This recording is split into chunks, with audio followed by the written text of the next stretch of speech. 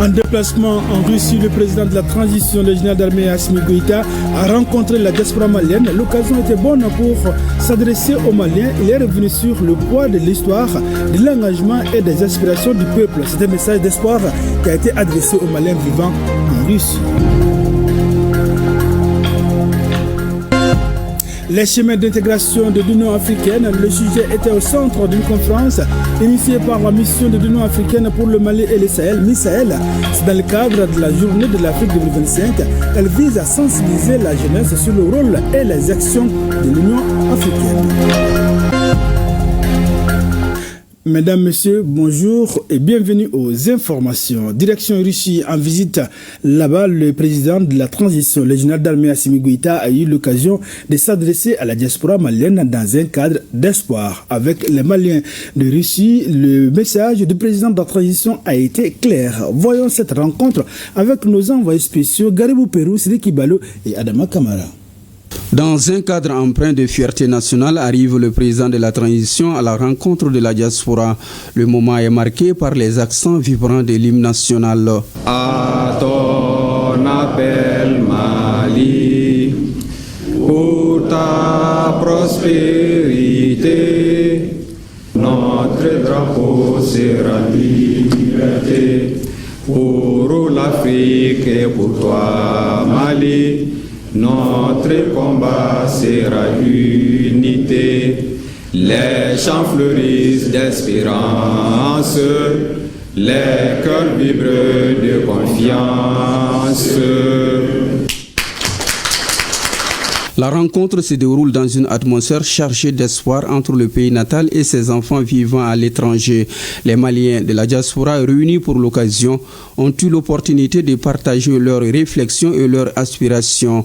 Leurs mots empreints de nostalgie et d'amour pour leur terre natale ont résonné au sein de cette assemblée. Ils ont évoqué les défis auxquels ils font face, mais aussi leurs rêves et leur désir d'apporter une contribution significative au développement du Mali. La communauté malienne en Fédération de Russie, à l'instar des deux autres communautés de l'AES, je veux parler du Burkina Faso et du Niger, est évaluée à environ 1500 personnes et est essentiellement composée comme suite. Primo, d'étudiants boursiers d'État, simples boursiers et contractuels. Secondo, elle est composée également d'officiers et élèves officiers militaires. Tertio, nous avons enfin des membres des communautés burkinabées, maliennes et nigériennes qui sont établis ici, qui sont là depuis plusieurs années.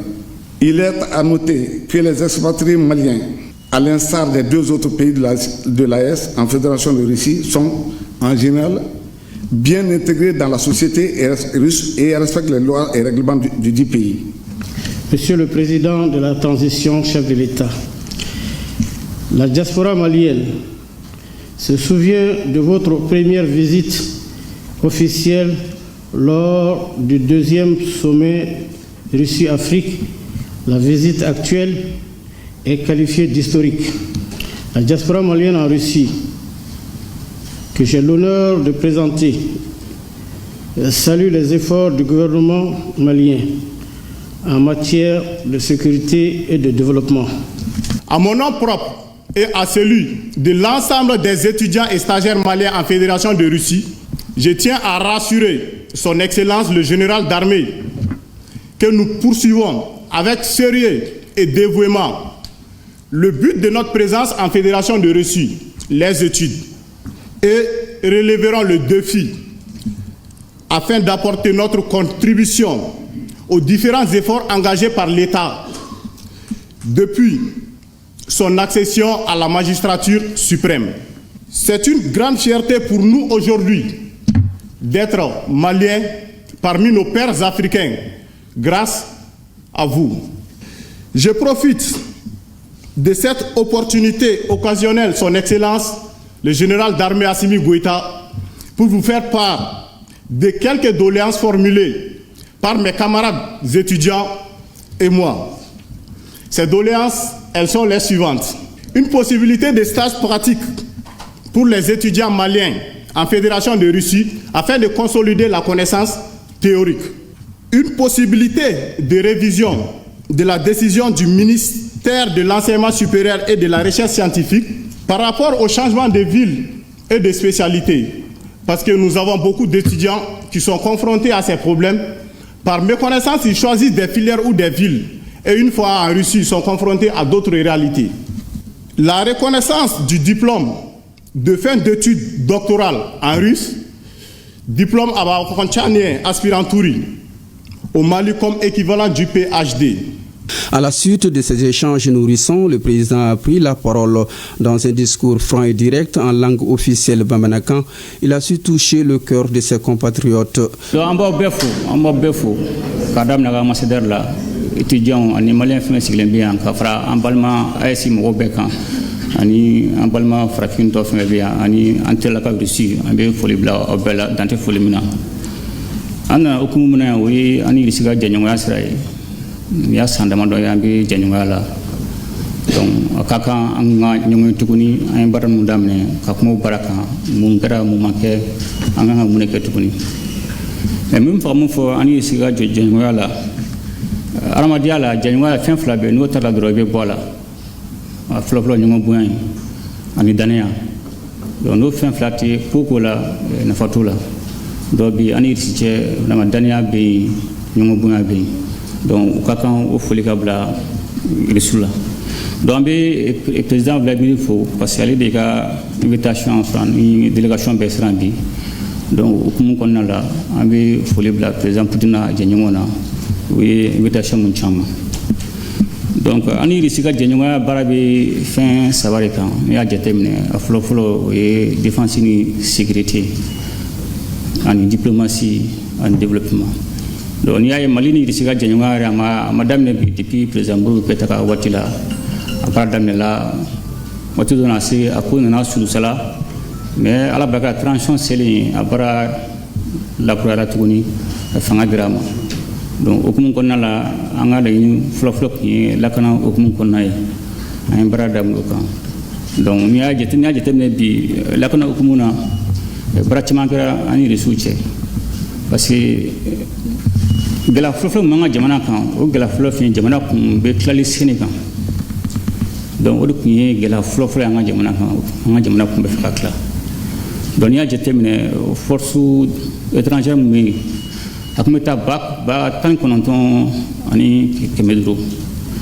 o ministre ngi ba tan dure barkan fortu tokumeta ba nani ani kemedro la don o be franyo kumta ba tan kononton ani kemedro la donc ya 100 ans ona fu maskana bo o fra ga strosu kan tasomete mena sisiti bo mais anga be jura ko ngi fon floflo be ko jamana klado ko mesenga bo ali bi o mena sibe jamana gane fo ka ta fo mun gara o mena simi ganga jamana kan ko fo anga jamana kla donc o de fin fana anga kelege de quoi akra mali ci bien fin mo mo ga président mo ga malien amanga so anga jamana ka kla o mena sibe ne sala danga jamana be jamana do nyonga che ni mun kontan bo sama tana akini bulo fe ni mun dimino ba sama tana mun bulo fe do begi kan fa sara sura nyanga jamana kan namura sugoi doratu anga nga gokono bibina donc ya jetemne anu siga janyungala sanfla konna la asanga anga dugo bemne parce que anga la ni floflo mi parce que sécurité ke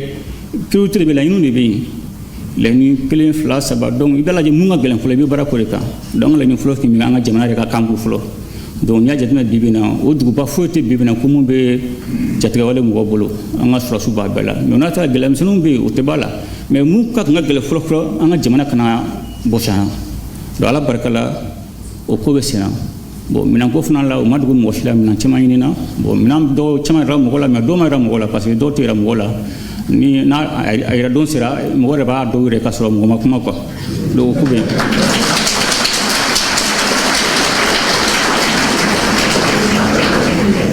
ora ainsi Mali ni Burkina Niger do ainsi créera 6 juillet 2024 a créé Niamey. Donc, ainsi que la une flot qui sécurité dit. Aba ni jamana sababu kimga jatega wale mugokele. Mais on en a eu kele mundu ateta fu mo fanga frangonga. Bon, on est Burkina sababu en jamana sababu ka degun kele en réalité kele.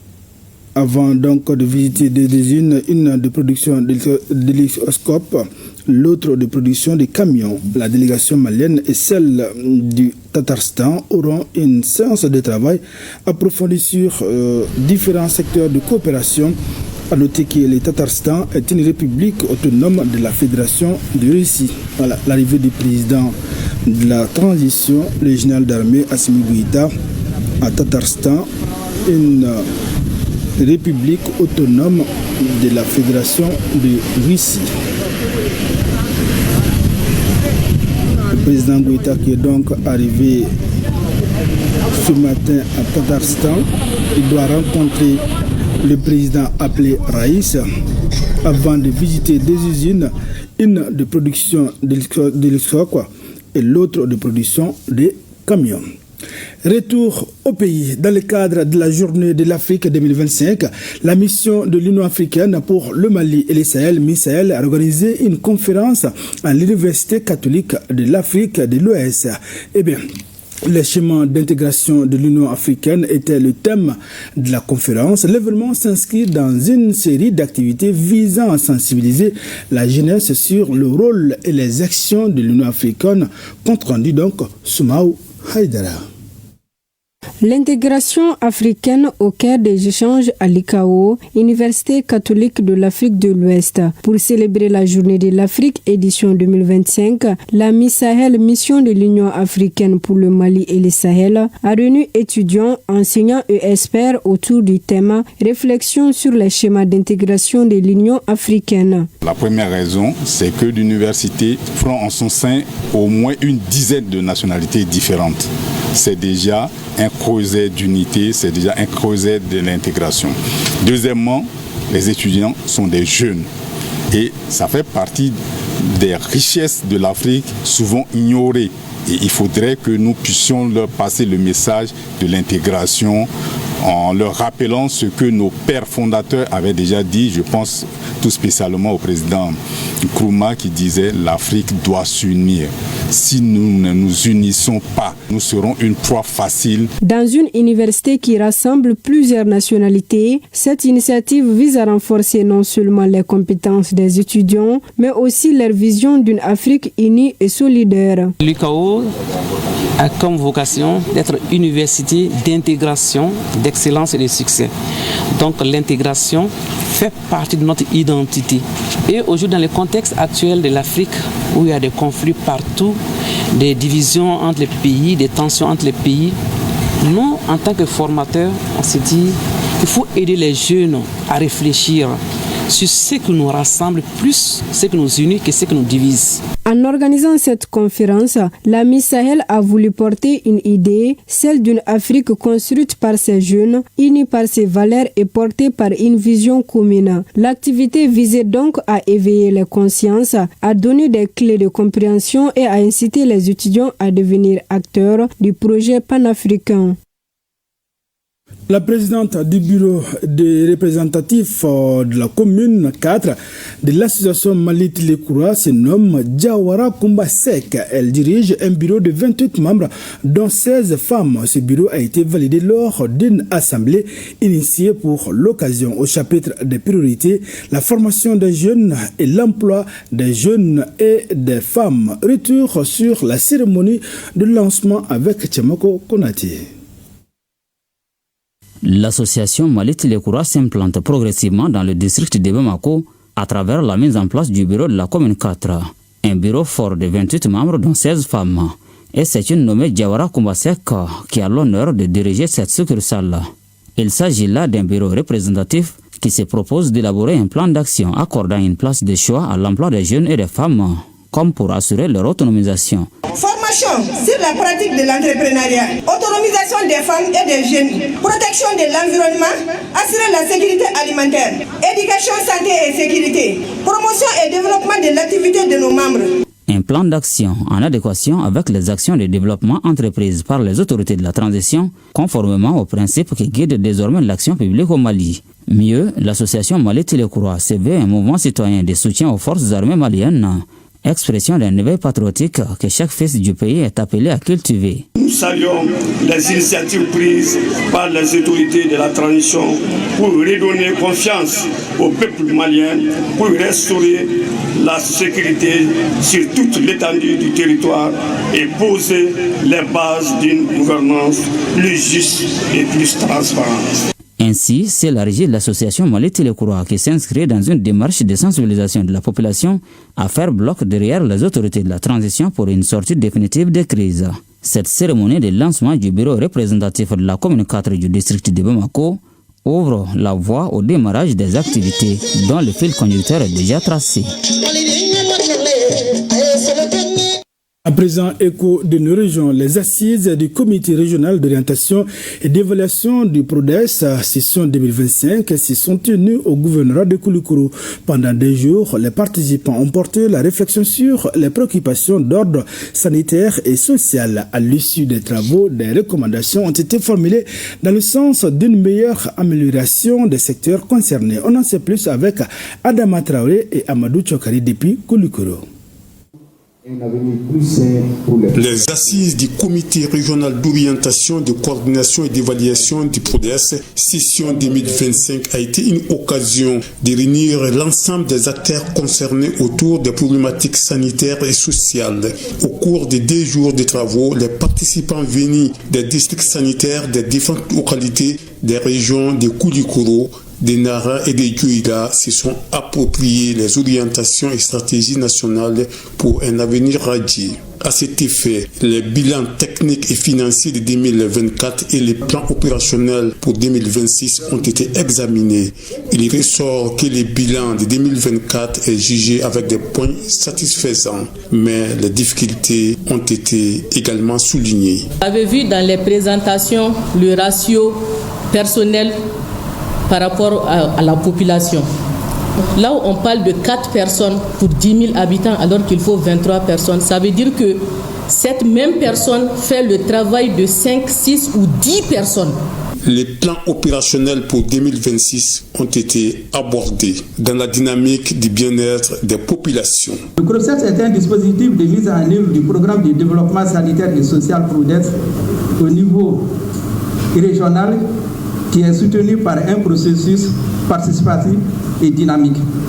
Son objectif est de valider les rapports d'activité, RA et bilan de l'année N-1 et les plans opérationnels PO de l'année N+1 des structures de santé, de développement social et de promotion de la femme, de l'enfant et de la famille au niveau régional, conformément au cycle de planification du ministère de l'économie et des finances. Je voudrais affirmer la disponibilité et l'engagement de tous les partenaires techniques et financiers à accompagner le gouvernement dans la mise en œuvre des programmes pour contribuer au développement harmonieux du pays. Je félicite et encourage tous les acteurs du secteur pour la constance des efforts consentis sur le terrain malgré l'insécurité persistante dans certaines localités et l'insuffisance de financement des activités. Au terme des 2 jours de réflexion, les recommandations ont été formulées. Il s'agit entre autres de doter les CCRF en kit césarienne complet, suffisant et à temps, améliorer le taux de représentativité des femmes dans les organes de gestion des ASACO. Du 23 juin au 4 juillet prochain, 180 acteurs vont être formés dans plusieurs domaines relatifs à la commande publique. Le cadre est initié par l'autorité de régulation des marchés publics et des délégations des services publics. L'organisation de 4 sessions de formation sont au programme. 200, le point avec Dressa Kone. En initiant ces 4 sessions de formation à 100, l'autorité de régulation des marchés publics et des délégations des services publics à RMDS contribue à la bonne gouvernance économique et à l'optimisation des dépenses publiques. Il s'agit de renforcer les capacités des 180 acteurs de la commande publique de la région. Au Mali, la commande publique brasse des capitaux très importants et le volume annuel des marchés passés ne cesse d'augmenter de façon continue et progressive. En moyenne, elle représente plus du quart du budget national.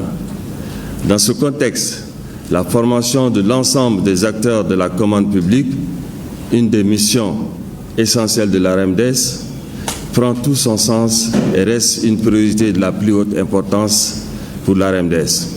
Au terme de ces séances, les acteurs seront renforcés dans le domaine des procédures nationales de passation, d'exécution, de contrôle et de règlement des marchés publics et de délégation des services publics.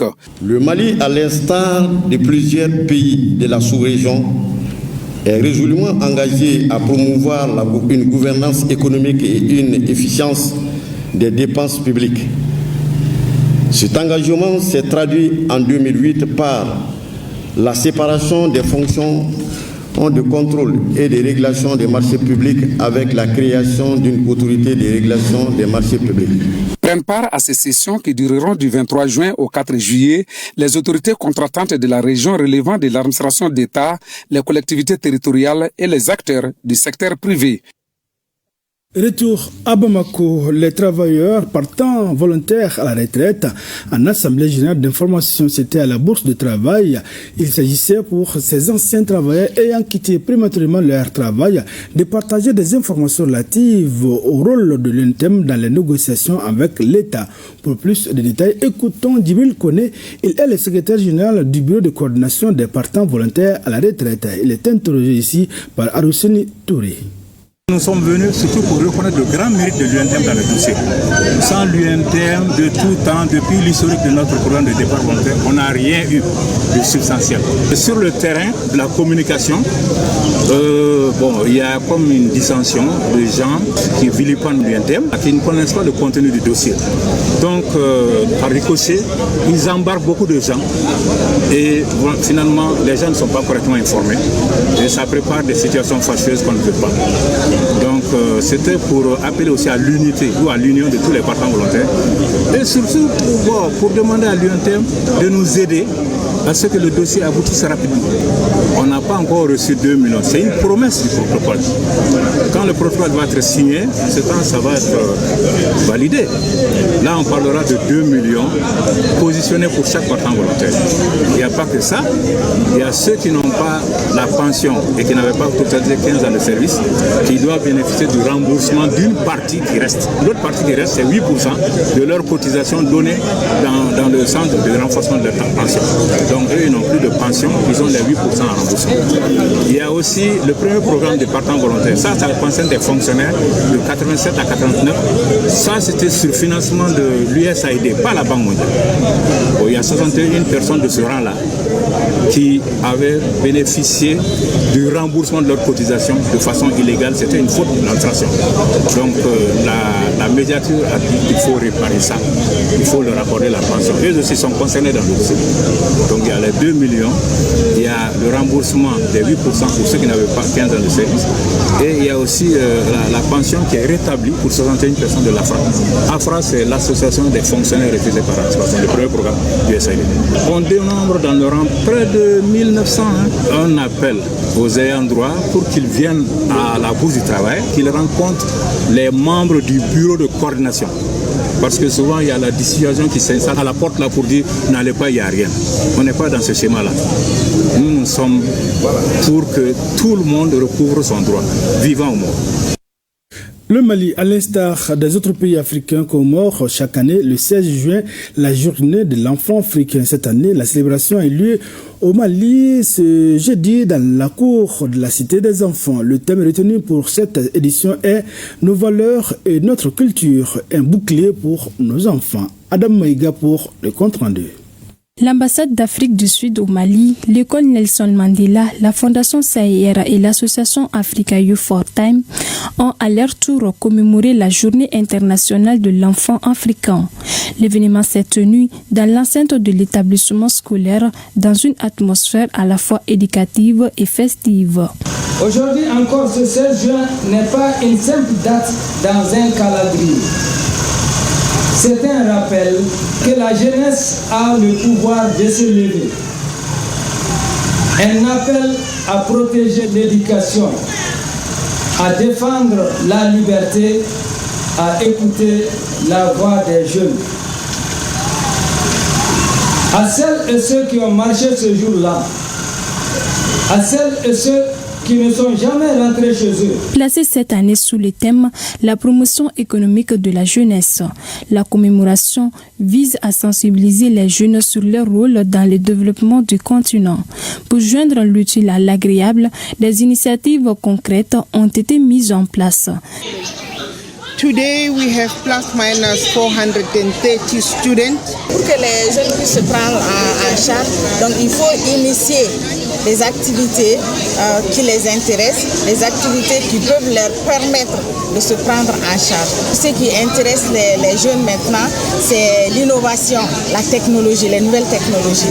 Et donc il faut les aider dans ce sens-là. Nous sommes en train de travailler avec différentes associations de jeunesse. Il y a la Jeune Chambre internationale, il y a Africa Youth Time, il y a l'école même Nelson Mandela.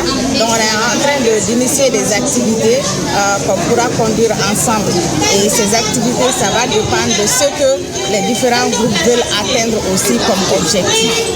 So we honor them.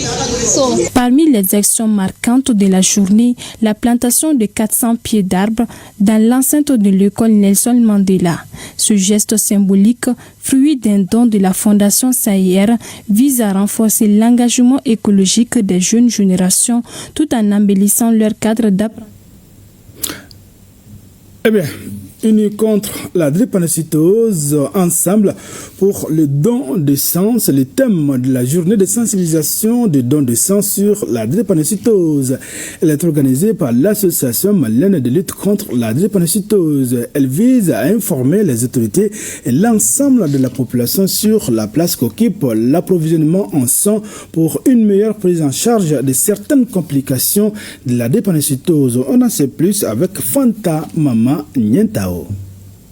Cette journée de lutte contre la drépanocytose vise à informer et à sensibiliser la population sur la drépanocytose. Elle implique les autorités, les leaders communautaires et les organisations de la société civile à la base pour une meilleure orientation des présumés malades. Une maladie qui est un véritable problème de santé publique qui touche près de 12% de la population malienne. Elle est transmise à l'enfant par son père et sa mère. Célébrer le 19 juin, la journée mondiale de lutte contre la drépanocytose constitue pour nous une occasion de parler de la drépanocytose, des avancées réalisées, des actions à entreprendre pour l'amélioration des conditions de vie des malades et parents et surtout pour l'amélioration de la prise en charge partout au Mali. Les acteurs de la santé tiennent à la journée de lutte contre la drépanocytose. C'est là pour franchir des pas importants dans le combat contre la maladie. C'est une maladie héréditaire du sang qui affecte un élément du sang qu'on appelle l'hémoglobine. Le thème qui a été retenu par l'Association malienne de lutte contre la drépanocytose dans le cadre de cette journée mondiale de lutte contre la drépanocytose porte sur le don de sang.